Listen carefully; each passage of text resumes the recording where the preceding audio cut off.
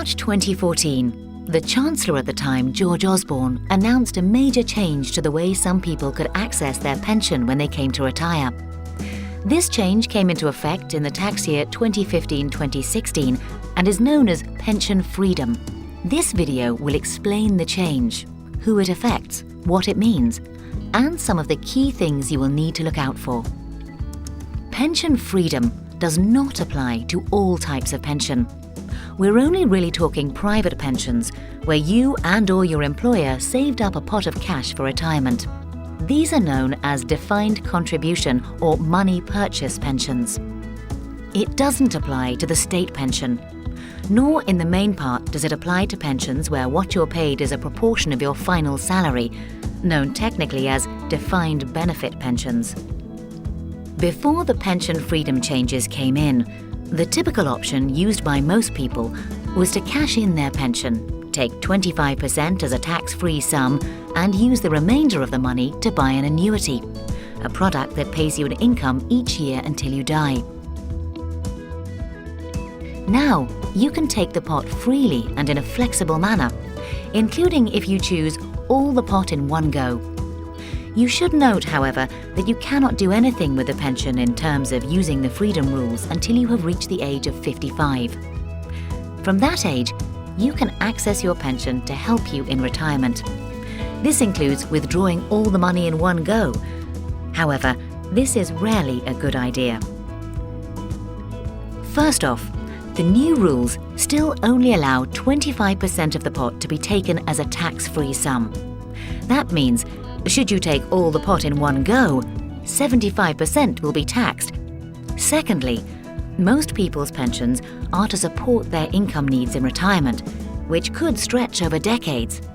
So stripping all the money out early or in one go could mean not enough money in later retirement. What the pension freedom rules allow, if you're not going to take all your money in one go, are three basic options. Option 1 is to leave it invested in your pension for when you need it. It's important to understand in this case, whenever you withdraw sums, you get 25% of each lump sum you withdraw tax-free. For example, if you had £100,000 in your pension and took £10,000 out, you'd get £2,500 of it tax-free. The rest would be taxed at your income tax rate in the year you make the withdrawal. Option 2 is to take 25% tax-free, then buy a flexible income drawdown product.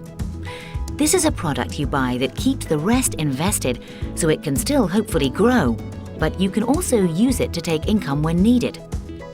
The tax here is different. You get the first 25% you withdraw tax-free, and then the rest is taxed when you take it, which could be useful if you're likely to be in a lower tax bracket once you're older. Option 3, which is the same as the main option before pension freedom rules were introduced, is to take 25% tax-free, then buy an annuity. This gives you a guaranteed income each year for the rest of your life.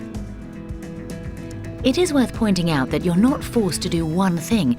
You can combine any of these options, and this may be a sensible way to proceed in many cases. These are the basics.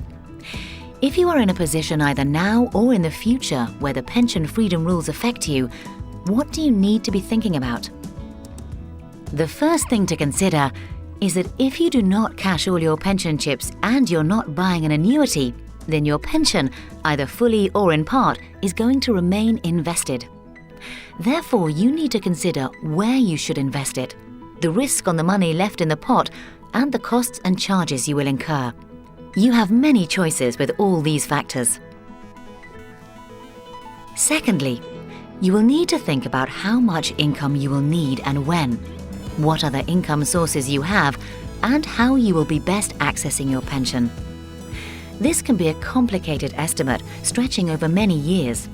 In this regard, using a long-term income and expenditure forecast can be very beneficial.